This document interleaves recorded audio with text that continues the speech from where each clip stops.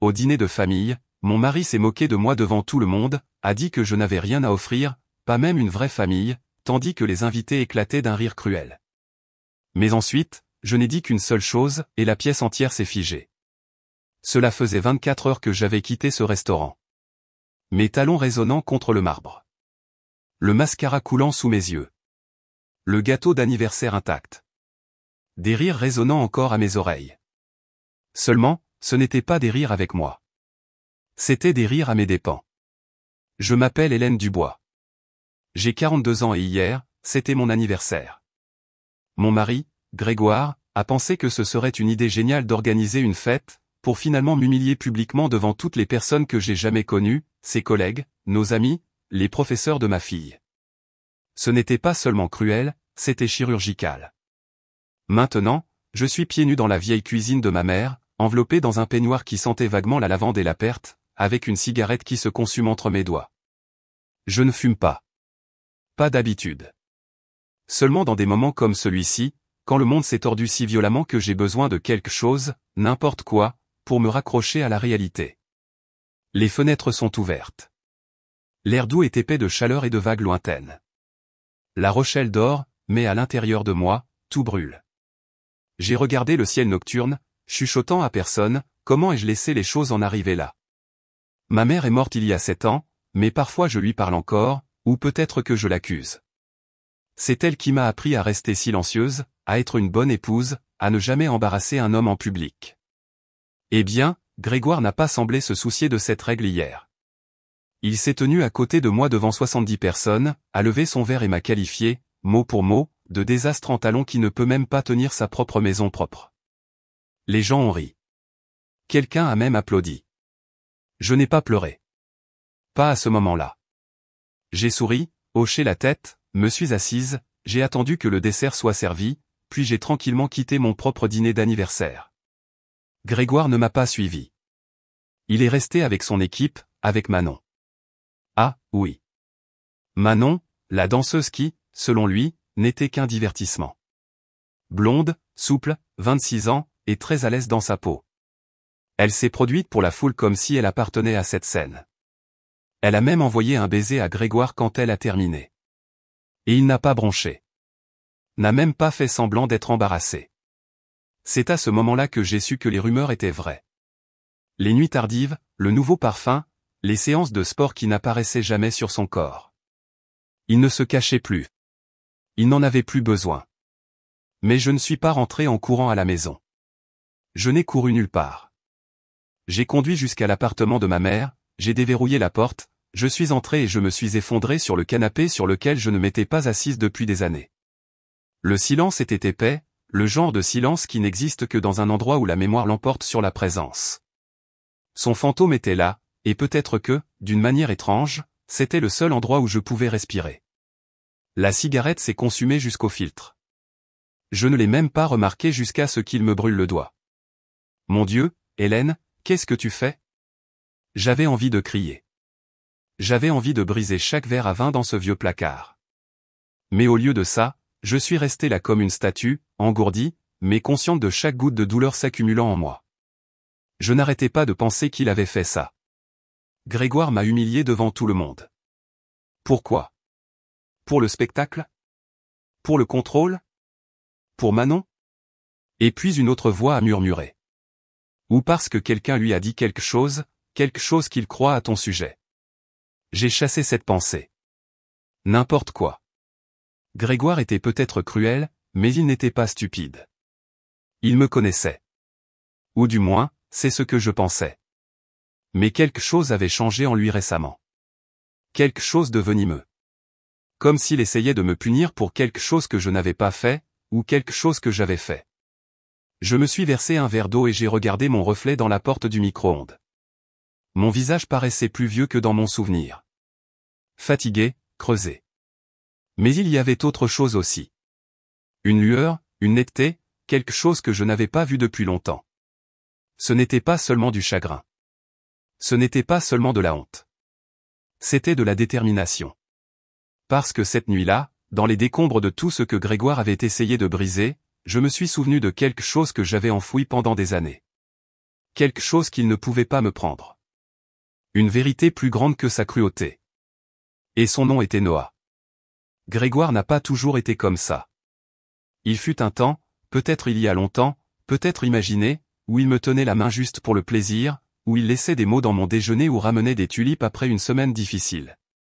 Nous nous sommes mariés jeunes, mais pas imprudemment. Il était charmant, ambitieux, et pendant un certain temps, je me suis convaincu que j'avais de la chance. J'étais Hélène, la femme derrière l'homme. La force tranquille qu'il présentait lors des soirées de réseautage. Celle qui gardait ses chemises repassées et les autorisations de sortie scolaire de notre fille signées. Celle qui souriait pendant les dîners et ne posait pas de questions quand il rentrait tard en sentant le cognac et un parfum floral. C'est le problème quand on est fiable. Les gens cessent de vous voir comme un être humain. Vous devenez une fonction, pas une personne. Grégoire aimait le contrôle, pas avec les poings, mais avec les mots. Avec le silence, avec une indifférence soigneusement calculée. Il ne criait jamais. Il n'en avait pas besoin. Un soupir bien placé, un regard pointé sur une étagère poussiéreuse. Une blague à mes dépens devant ses collègues. C'est ainsi qu'il m'a miné jour après jour, année après année, jusqu'à ce que je ne reconnaisse plus ma propre voix. Mais je suis resté, principalement pour Camille, notre fille. Elle est à l'université maintenant. Intelligente, gentille, tout ce que j'ai toujours espéré qu'elle serait. Je ne voulais pas qu'elle grandisse dans un foyer brisé. Alors, au lieu de ça, j'ai laissé le foyer me briser. Pourtant, j'ai essayé. J'ai organisé les dîners, envoyé les cartes de vœux, ri quand il le fallait, mordu ma langue quand il ne le fallait pas, et quand Grégoire flirtait trop ouvertement avec les serveuses ou commentait la façon dont les autres femmes prenaient soin d'elle, je détournais simplement le regard. C'est ce que font les bonnes épouses, n'est-ce pas? Elles endurent. Elles ne font pas de scène. Mais je me demande, quand le fait d'endurer s'est-il transformé en effacement? Parce que la nuit dernière n'était pas un moment isolé. C'était l'aboutissement d'années de mépris déguisé en dévotion. La façon dont il me tapotait la main en public, puis m'ignorait en privé. La façon dont il m'appelait, ma chérie, devant son patron, mais, personne, quand j'avais besoin de son aide à la maison. La façon dont il souriait pour les photos, mais ne me regardait plus jamais avec amour. Je pense que la première fissure est apparue il y a des mois, quand une lettre étrange est arrivée chez nous. Elle était adressée à Grégoire. Pas d'adresse de retour. À l'intérieur, 3 pages tapées à la machine et une seule photographie. La note affirmait que j'avais une liaison, détaillée où je serais allé, qui j'avais rencontré, quel hôtel, même à quelle heure, et au centre de tout cela, un nom, Noah Leroy. Grégoire ne m'a jamais montré la lettre. Je ne l'ai appris que plus tard, par Mélissa. Mais je me souviens très bien de cette semaine-là. Il est devenu plus froid, distant. Ses compliments ont cessé. Son sarcasme s'est aiguisé. Un soir, il m'a demandé de but en blanc si je croyais que les gens pouvaient changer. Je lui ai dit oui. Il m'a regardé comme si j'avais échoué à un test. Ce qu'il ne savait pas, ce que personne ne savait, c'est que Noah n'était pas mon amant. Il était le fantôme que je n'avais jamais osé nommer à voix haute. Le nom que je ne chuchotais que lorsque je ne pouvais pas dormir. Le visage que j'imaginais à chaque anniversaire, chaque fête des mères. Chaque fois que je voyais un garçon aux cheveux blonds et aux yeux doux. Noah était à moi, et je l'avais abandonné. C'était il y a des décennies. J'avais 15 ans. Michel vivait dans l'appartement à côté d'une autre et nous étions inséparables depuis notre enfance. Nous nous aimions de cette manière désordonnée, innocente, trop intense et trop rapide des adolescents. Quand je suis tombée enceinte, je le lui ai dit en premier. Il voulait fuir, arranger les choses, peut-être m'épouser. Mais nos parents, ils avaient d'autres plans. Les miens ont dit que j'avais gâché mon avenir. Les siens n'étaient pas mieux. Ils l'ont envoyé vivre chez sa grand-mère en province. Ma mère m'a traîné dans une clinique, a rempli des formulaires que je n'avais pas le droit de lire, et s'est assurée que je ne le tienne même jamais dans mes bras. Je me souviens encore des murs de l'hôpital, vert pâle, stériles. Ils l'ont emmené avant même que je puisse voir son visage. Ils m'ont dit que c'était pour le mieux, mais je n'y ai jamais cru. C'est pourquoi, lorsque Grégoire m'a accusé silencieusement et cruellement de le trahir, quelque chose en moi s'est brisé. Pas de colère, pas de culpabilité, mais de reconnaissance. Parce que le nom qu'il a vu dans cette lettre, Noah, n'était pas une invention. Il existait. Et soudain, j'ai eu le terrible et douloureux soupçon que le passé que j'avais enfoui était sur le point de se frayer un chemin jusqu'à la lumière. Le lendemain matin, je ne me suis pas réveillé. J'ai fait surface, comme quelqu'un qui a été sous l'eau trop longtemps et n'a pas réalisé qu'il se noyait. Mon dos me faisait mal d'avoir dormi sur ce vieux canapé rigide. Ma gorge était sèche, mais mon esprit était d'une clarté cristalline. Un nom tournait en boucle dans mon crâne comme une sirène. Noah. Je n'avais pas prononcé ce nom à voix haute depuis des années. Je me suis fait un café sans vraiment y penser, de la même manière que je le faisais quand Camille était au lycée et que j'avais 30 minutes pour préparer son déjeuner, signer les autorisations et repasser la chemise de Grégoire avant même que le soleil ne se lève. Certaines habitudes perdurent, même après que tout le reste s'est effondré. Je me suis assise à la table de la cuisine avec le coin ébréché, celui que ma mère avait toujours l'intention de réparer. J'ai regardé mon téléphone. Aucun appel manqué de Grégoire, aucun SMS, rien, pas même un « Où es-tu » Il s'en fichait. Et cette vérité ne m'a pas piqué comme elle aurait dû. Elle m'a semblé clarifiante, presque libératrice. Mais juste au moment où je prenais ma première gorgée de café amer, on a frappé à la porte. Pas fort, pas agressif, juste patient. Je me suis levé lentement. Mon cœur battait plus vite à chaque pas vers la porte. Je n'attendais personne. Mélissa était au travail. Camille était à la fac. Aucune livraison de prévue. J'ai pressé mon œil contre le Judas et je me suis figé. Un jeune homme se tenait là, la vingtaine, grand, athlétique, les cheveux châtains, et ébouriffé d'une manière qui ne semblait pas intentionnelle. Il tenait quelque chose dans sa main, une petite enveloppe usée. Je ne le reconnaissais pas, et pourtant, quelque chose au fond de mes tripes s'est tordu avec une reconnaissance vive et silencieuse. J'ai ouvert la porte, juste une fente. Oui, ai-je demandé, plus méfiante que curieuse. Le jeune homme s'est éclairci la gorge. Êtes-vous Hélène Dubois? J'ai hoché la tête lentement. Qui demande? Mon nom est Noah. Noah Leroy. Je pense que je suis votre fils. Le monde a basculé. Pendant un instant, j'ai oublié comment respirer. Mes genoux ont fléchi. Le sol s'est approché trop vite. Et puis, l'obscurité. Quand j'ai repris connaissance, j'étais allongé sur le canapé, le même sur lequel je m'étais effondré la veille. Un verre d'eau était posé sur la table basse, et quelqu'un était agenouillé à côté de moi. Noah. Il avait l'air inquiet, les mains douces, les yeux grands ouverts, comme s'il avait peur de respirer trop fort. J'ai essayé de me redresser et il m'a aidé sans parler. Je suis désolé, a-t-il dit doucement. Je ne voulais pas vous effrayer. Je n'aurais pas dû venir sans prévenir. Je l'ai regardé, vraiment regardé cette fois, et ça m'a frappé, l'angle de sa mâchoire quand il la serrait. Le léger pli au-dessus de son sourcil, la forme de sa bouche. Michel. Il ressemblait trait pour trait à Michel. Vous, comment m'avez-vous trouvé, ai-je chuchoté. Je vous cherche depuis des années, a-t-il dit, la voix posée. Votre nom était masqué dans les dossiers, mais j'avais des indices. Une infirmière qui se souvenait d'une femme nommée Rose Leroy. Elle travaillait à la pouponnière où j'ai grandi. C'est elle qui m'a élevé. J'ai cligné des yeux. Leroy.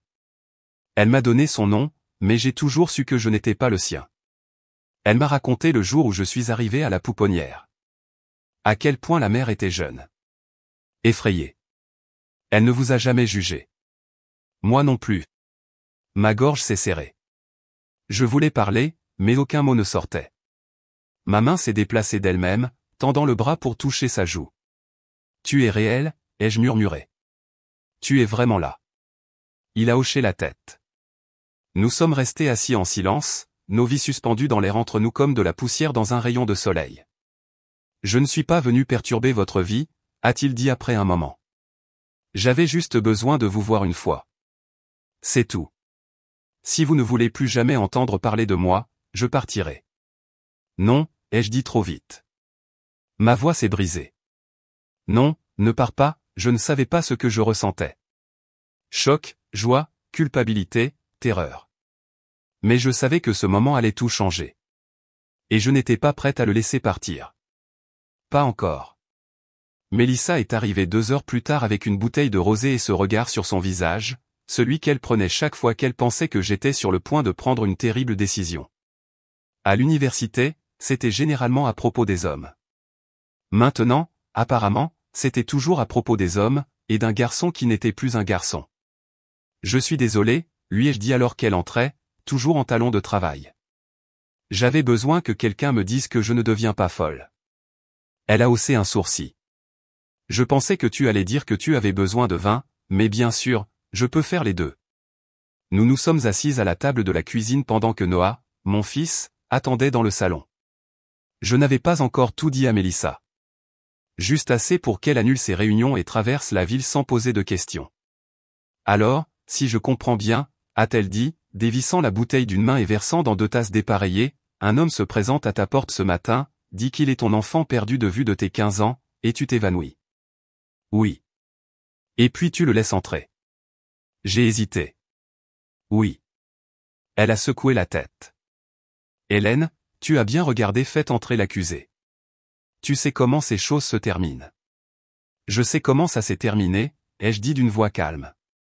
J'ai vu son visage. Mel, il ressemble exactement à Michel. Cela l'a arrêté.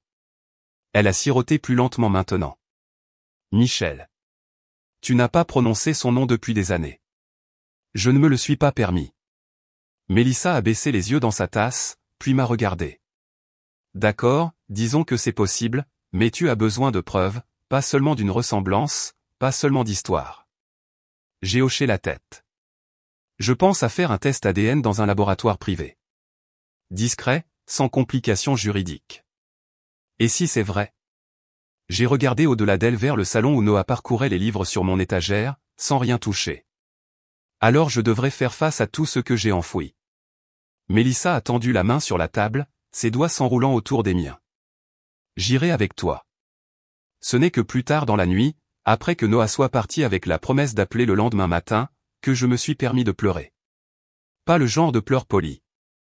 Pas le genre où l'on tapote les coins de ses yeux et renifle dans un mouchoir. C'était un deuil de tout le corps, un raz-de-marée de chaque anniversaire manqué. Chaque année où je l'avais imaginé quelque part dans le monde, et maintenant il était là, 27 ans, debout dans ma maison, et je ne savais pas comment être sa mère. Le lendemain, nous nous sommes rendus au laboratoire d'analyse médicale. Mélissa a insisté pour rester près de moi, sa présence m'ancrant comme une main pressée contre le centre de mon dos. Noah nous y a rejoints, tenant un bouquet de tulipes blanches. Je ne lui avais pas dit que c'était mes fleurs préférées. Il le savait, tout simplement. La technicienne a appelé nos noms et soudain, nous étions dans une petite pièce qui sentait l'antiseptique et l'espoir nerveux. Pour qui testons-nous une relation familiale, a-t-elle demandé, enfilant des gants. J'ai dégluti. Mère et fils, ai-je dit. Noah s'est assis à côté de moi, calme. J'ai essayé de stabiliser mes mains, mais elles tremblaient légèrement lorsque l'écouvillon a touché l'intérieur de ma joue. C'était fini en quelques secondes. Mais mon cœur battait toujours la chamade quand la technicienne a dit que les résultats seraient prêts dans 5 jours ouvrables. 5 jours. 5 jours pour imaginer tous les résultats possibles. Sur le chemin du retour, Noah m'a demandé si je voulais qu'il reste près de moi. Peut-être nous revoir dans une semaine. Non, ai-je dit, puis je me suis reprise. Je veux, mais j'ai besoin de temps, d'espace pour réfléchir. Je comprends, a-t-il dit. Prenez le temps qu'il vous faut. Mais alors qu'il s'éloignait, j'ai ressenti à nouveau cette étrange déchirure, comme si je venais de renvoyer quelque chose de précieux dans l'obscurité. Et cette fois, je pourrais ne jamais le récupérer. Grégoire a appelé 3 jours plus tard. Pas parce que je lui manquais, pas parce qu'il regrettait quoi que ce soit, mais parce qu'apparemment Camille avait demandé pourquoi je n'étais pas rentré à la maison, et il détestait passer pour le méchant. Il a commencé avec son acuité habituelle. Alors, combien de temps comptes-tu continuer à jouer la victime? J'étais dans le jardin de ma mère, pieds nus sur le vieux sentier de pierre sur lequel elle jardinait, fixant un citronnier qui n'avait pas porté de fruits depuis des années. Je n'ai même pas bronché. Je ne joue pas, ai-je dit d'un ton plat. J'ai juste enfin fini de faire semblant. Il a ricané. Allons, Hélène. Tu es sortie en trompe de ton propre dîner d'anniversaire comme une star de feuilleton. As-tu la moindre idée à quel point tu m'as mis dans l'embarras? J'ai ri, mais ce n'était pas de l'amusement. C'était le genre de rire qui vient d'année à se mordre la langue. Tu t'inquiètes de ton apparence. Il y a eu un silence un peu trop long. Puis il a dit ce qu'il retenait clairement. Je suis au courant pour Noah. Mes doigts se sont raidis autour du téléphone. Excuse-moi. La lettre, le nom, le fait que tu aies caché un enfant illégitime pendant des décennies. Tu penses que ça te donne l'air noble, Hélène? Tu m'as menti. Tu as menti à Camille pendant toutes ces années. Je me suis assise lentement sur le bord du bac à fleurs. L'air était épais, humide, et je sentais quelque chose changer en moi. Pas de la honte, pas de la peur, de la clarté. Je n'ai pas menti. J'ai survécu, ai-je dit. Et ce que j'ai fait à l'époque, j'étais une enfant, Grégoire. Une fille terrifiée, envoyée au loin par des gens qui ne pensaient pas qu'elle avait le choix. Il a reniflé. Et maintenant quoi? Tu vas jouer à la mère pour un homme adulte que tu n'as jamais élevé? Le faire entrer dans notre famille comme si de rien n'était. Notre famille, ai-je répété. Tu veux dire celle devant laquelle tu m'as embarrassé? Celle que tu as érodée pendant 20 ans en prétendant être le mari parfait? Il n'a pas répondu. Alors j'ai continué, voilà le truc, Grégoire. Je ne te dois aucune explication. Plus maintenant.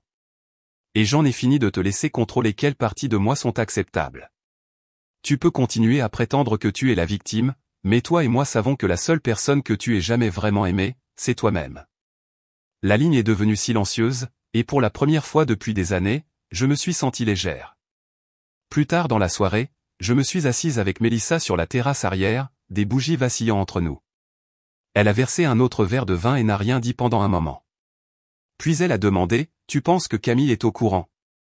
J'ai secoué la tête. Pas encore, mais elle le saura. Elle mérite la vérité. Mélissa a hoché la tête. Et Michel? Ce nom, après toutes ces années, il a encore frappé comme une allumette contre mes côtes. Je ne sais pas, ai-je dit doucement. Je pensais qu'il était parti. J'ai supposé qu'il avait tourné la page, qu'il m'avait oublié. Mais maintenant Noah est là, et il ne s'est certainement pas élevé tout seul. Le lendemain matin, l'appel est arrivé. C'était le laboratoire. J'ai tenu le téléphone comme s'il pouvait se briser. Madame Dubois, nous appelons pour confirmer les résultats de votre test de relation familiale avec Monsieur Noah Leroy. Sur la base des échantillons d'ADN fournis, la probabilité de maternité est supérieure à 99,99%. J'ai fermé les yeux. Des larmes ont coulé sur mes joues, mais cette fois, elles étaient silencieuses, purifiantes. Il était à moi. Sans aucun doute, sans aucune question. Noah était mon fils.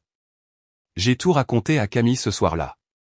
Nous nous sommes rencontrés dans un café tranquille près du port, le genre où nous allions après son récital de danse quand elle était petite.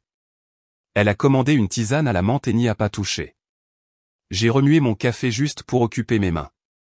Il y a quelque chose que je dois te dire, ai-je dit, en essayant de garder ma voix stable.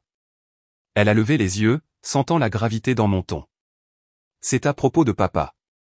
J'ai hésité. Non, pas cette fois. Son front s'est légèrement plissé. Alors quoi? J'ai pris une grande inspiration. Avant de rencontrer ton père, bien avant, j'ai eu un enfant, un fils. Camille a cligné des yeux. J'ai vu la pensée onduler sur son visage, choc, confusion, quelque chose qui frisait l'incrédulité. Tu veux dire que j'ai un frère? J'ai hoché la tête. Il s'appelle Noah. J'avais 15 ans. Ce n'était pas quelque chose que j'ai choisi à la légère. Mes parents, tes grands-parents, ont pris la décision pour moi. Je n'ai même jamais pu le tenir dans mes bras. Camille n'a pas parlé pendant un moment. Puis elle a demandé, pourquoi maintenant? Parce qu'il m'a trouvé. Il s'est présenté à ma porte il y a quelques jours et il ressemble à tout ce que je pensais ne jamais connaître. Il est gentil, respectueux, et il n'est pas venu pour me blâmer. Il est venu pour comprendre. Elle s'est penchée en arrière, les bras croisés, comme pour s'envelopper dans un bouclier invisible. Est-ce que papa est au courant? Oui, ai-je dit, et il a réagi exactement comme on pouvait s'y attendre. Camille a reniflé doucement. Terriblement, donc. J'ai esquissé un léger sourire. Plus ou moins. Elle a tapoté ses ongles contre la tasse en céramique. Je ne sais pas quoi dire. Je veux dire, je pensais te connaître, et maintenant il y a toute cette autre partie de ta vie que tu ne m'as jamais racontée. Je voulais le faire, ai-je dit doucement. Tellement de fois. Mais j'avais peur que ça change la façon dont tu me voyais. Je ne voulais pas ajouter un poids à ta vie qui n'était pas le tien à porter. Camille m'a regardé, vraiment regardé. Et pendant un instant, je n'ai pas vu une enfant, mais une femme. Une femme qui avait ses propres chagrins d'amour, ses propres silences, ses propres limites. Je peux le rencontrer, a-t-elle demandé. Cela m'a prise au dépourvu. Tu veux? Elle a hoché la tête. C'est mon frère. Que ce soit gênant ou non, que ça ait un sens ou non, il est là. Et s'il veut faire partie de ta vie, alors il fait partie de la mienne aussi. Quelque chose dans ma poitrine s'est ouvert. J'ai tendu la main sur la table, j'ai pris la sienne et je l'ai serrée. Merci, ai-je murmuré. Ça signifie plus que tu ne l'imagines. Elle a haussé les épaules. Mais j'ai vu l'émotion monter derrière ses yeux. D'ailleurs, a-t-elle dit, peut-être que j'ai toujours voulu un frère, quelqu'un qui pourrait réellement me répondre par texto. Nous avons toutes les deux ri, et d'un coup, l'air entre nous s'est senti plus léger. 2 jours plus tard, nous avons organisé la rencontre. Chez Mélissa, en terrain neutre.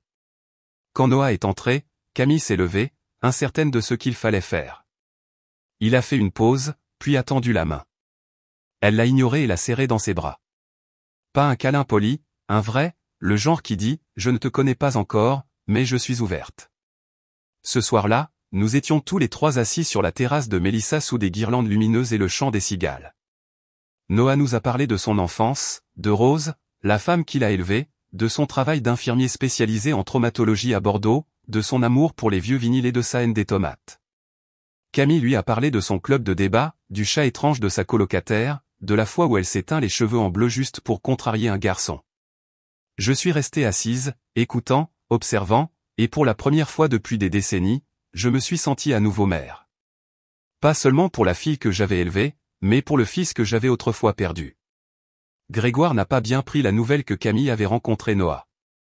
Il m'a appelé à 23 heures, sa voix basse mais tranchante, comme une lame pressée juste sous la peau. Alors maintenant, tu l'entraînes dans ce pétrin.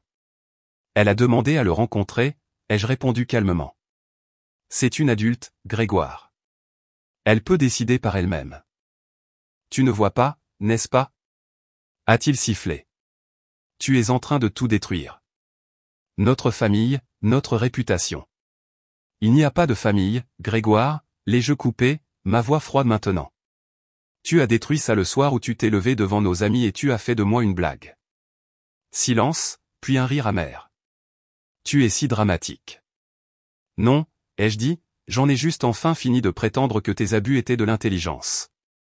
J'ai raccroché avant qu'il ne puisse répondre. Je ne me sentais pas triomphante. Je me sentais épuisée, mais il y avait aussi autre chose, une force calme et stable qui revenait dans ma colonne vertébrale. Mélissa est restée dormir cette nuit-là. Elle a apporté un sac de chips et 2 bouteilles de vin et m'a dit que nous allions regarder de mauvaises comédies romantiques des années 90 jusqu'à ce que le monde ait de nouveau un sens. Quelque part entre le 2e verre et le film, elle a demandé « Est-ce que tu le diras un jour à Michel ?» J'ai fait une pause. Michel. Le garçon qui m'avait un jour promis de s'enfuir avec moi. Le garçon qui avait pressé des mains tremblantes contre mon ventre et murmuré qu'il serait un meilleur père que le sien. Le garçon que je n'ai jamais revu après ce long et dernier été. Je ne saurais même pas par où commencer, ai-je admis. Je ne sais même pas s'il est encore dans la région. Eh bien, a-t-elle dit en me passant son téléphone, Noah le sait peut-être. Ça ne m'avait pas traversé l'esprit, mais bien sûr, si Noah m'avait cherché, il y avait des chances qu'il ait aussi cherché Michel. Le lendemain matin, je lui ai demandé. Nous nous sommes rencontrés dans un parc à mi-chemin entre nos maisons.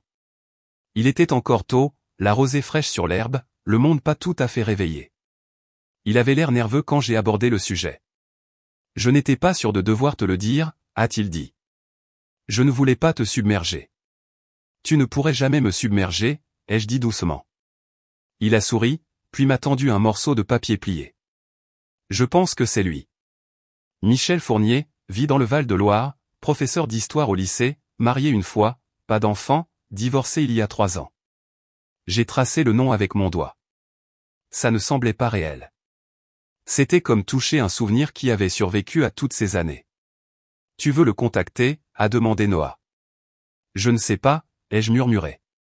Mais je pense que je dois le faire. Cette nuit-là, je me suis assise à mon bureau, j'ai sorti une feuille de papier propre et j'ai commencé à écrire la lettre la plus difficile de ma vie. Cher Michel, tu ne t'attendais probablement plus jamais à avoir de mes nouvelles. Il a fallu 3 brouillons, 4 tentatives pour sceller l'enveloppe, 2 jours pour la poster réellement, puis l'attente. Une semaine a passé, puis 2, pas de réponse. Une partie de moi l'a accepté. Peut-être qu'il ne voulait pas rouvrir de vieilles blessures. Peut-être que sa vie était paisible maintenant et que je n'étais qu'un fantôme d'un chapitre douloureux. Mais un jeudi matin tranquille, mon téléphone a sonné. Numéro inconnu. J'ai répondu. Hélène a demandé la voix. Je ne l'avais pas entendue depuis près de 3 décennies, mais je l'ai reconnue immédiatement. Michel.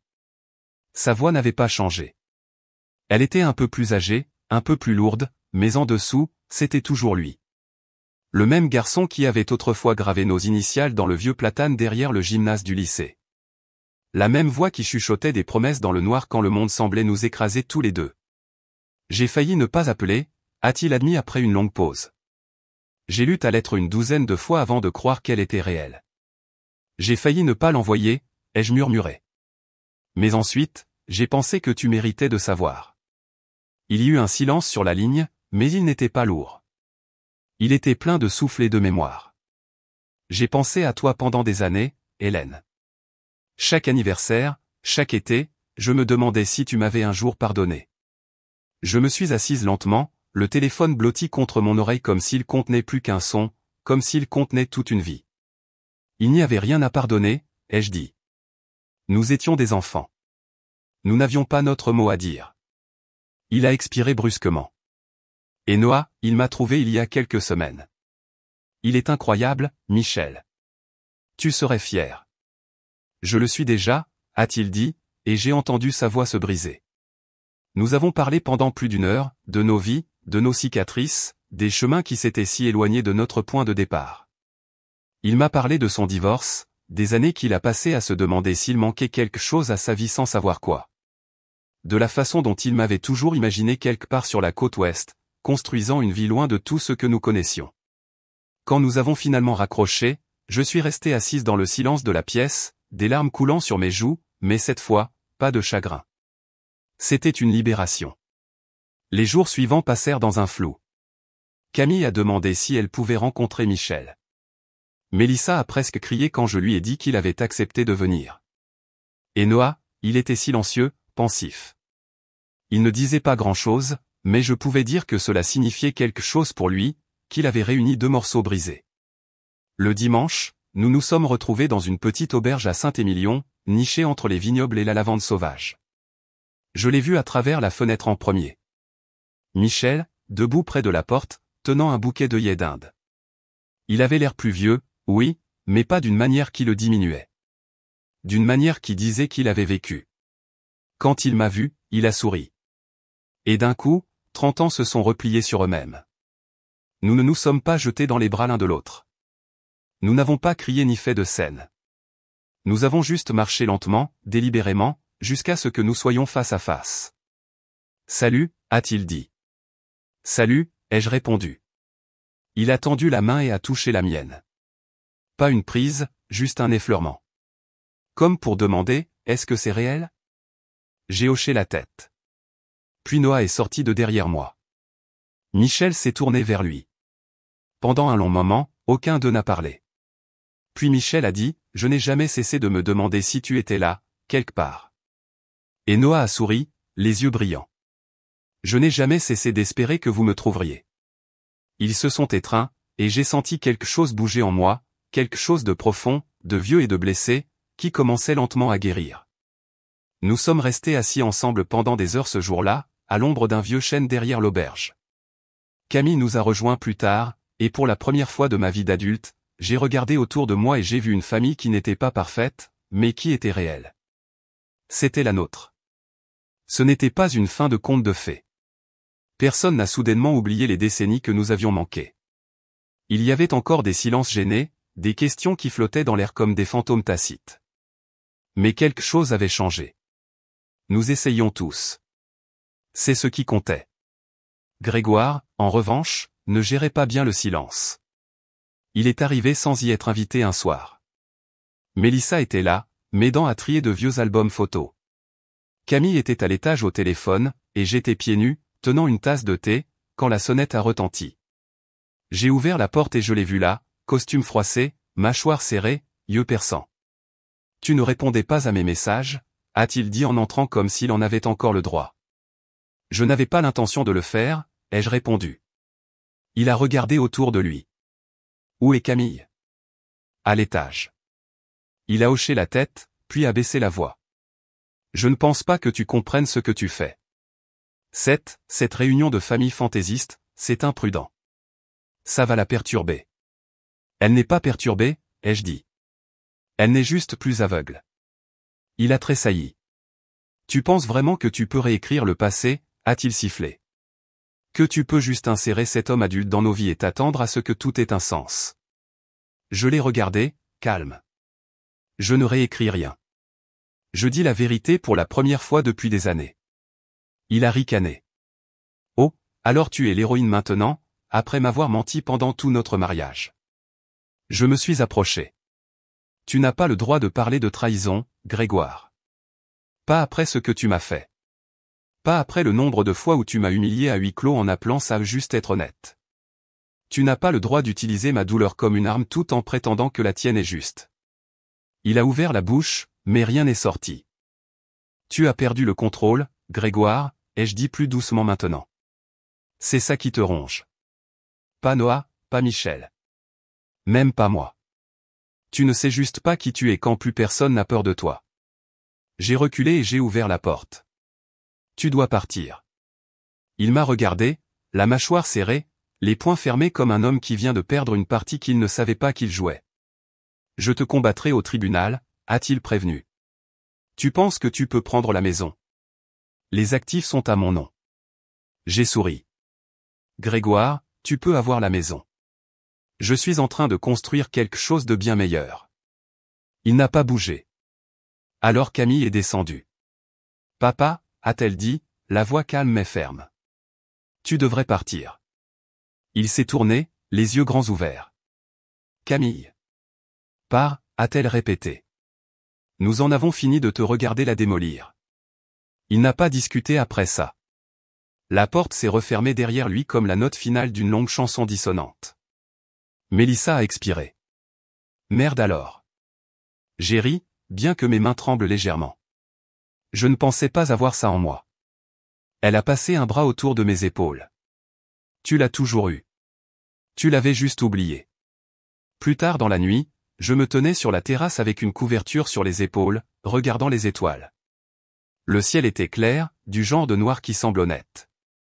J'ai pensé à tout ce qui m'avait mené ici. Les erreurs, les pertes, le silence, et maintenant la lumière qui perçait à travers tous ces débris. Je n'étais pas encore entière, mais je guérissais. Et pour la première fois depuis très longtemps, je n'étais pas seul. 6 mois plus tard, tout était différent. La maison n'était plus à Grégoire. Je l'ai vendue, tranquillement et proprement, sans fanfare. Je n'ai même pas tout emballé, juste les choses qui comptaient. Quelques livres, de vieilles photographies, les dessins d'enfance de Camille. Le reste, je l'ai laissé derrière moi comme une mue. Camille a choisi de déménager avec moi, non pas parce qu'elle le devait, mais parce qu'elle le voulait.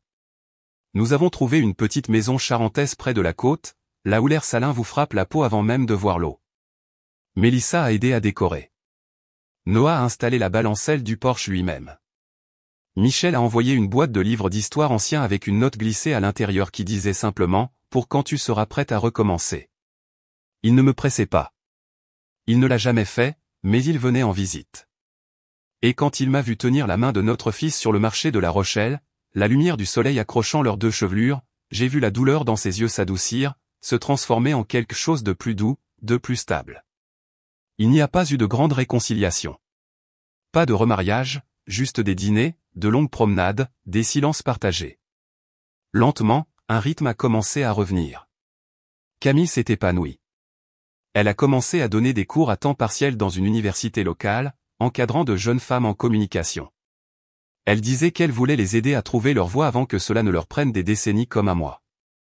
Noah venait souvent, parfois avec Rose, sa mère adoptive, qui fait maintenant partie de mon histoire d'une manière que je n'aurais jamais imaginée. Elle était gentille, gracieuse et pleine de chaleur. Elle m'appelait Hélène au début, puis un jour, elle a dit « Je vois pourquoi il est venu vous chercher », et j'ai pleuré au milieu d'une allée de supermarché. Un jour, je me tenais sur la terrasse à regarder le soleil se coucher dans l'océan et Camille m'a rejointe, un verre de citron pressé à la main. « Tu es différente maintenant ?» a-t-elle dit. « Comment ça ?» ai-je demandé. Elle a penché la tête. « Tu ris plus, mais tu pleures aussi plus facilement. Et tu ne t'excuses pour aucun des deux. » J'ai souri. C'est à ça que ressemble la guérison. Nous sommes restés silencieux un moment. Puis elle a demandé, « Le regrettes-tu » ? De garder Noah secret. J'y ai pensé, à toutes ces années de silence, à la douleur, à la honte, aux questions sans réponse. Je regrette la peur, ai-je dit, mais pas l'amour. Jamais l'amour. Elle a hoché la tête. C'est juste. Le vent s'est levé, doux et chaud, effleurant notre peau comme une promesse. Une semaine plus tard, j'ai reçu une lettre manuscrite. Pas d'adresse de retour, juste une seule ligne. Tu n'as jamais été seul. Tu ne savais simplement pas combien de personnes attendaient que tu redeviennes toi-même. Je n'avais pas besoin de savoir qui l'avait envoyé. Je le sentais, parce qu'ils avaient raison. Pendant des années, j'ai pensé que mon histoire se terminait le jour où j'ai accouché à huis clos, puis suis reparti les mains vides. Mais il s'avère que ce n'était que le début. Parfois, les cicatrices les plus profondes ne sont pas celles laissées par les autres, mais celles que nous portons en silence, par peur, par honte, par amour. Mais le silence ne nous protège pas. Il ne fait qu'enfouir la vérité plus profondément. Et la vérité trouve toujours son chemin. Ce que j'ai appris, c'est ceci, le pardon, ce n'est pas oublier ce qui vous a blessé. C'est vous libérer de la personne que vous étiez quand c'est arrivé. Vous avez le droit de recommencer. Peu importe à quel point il est tard, peu importe à quel point vous êtes brisé.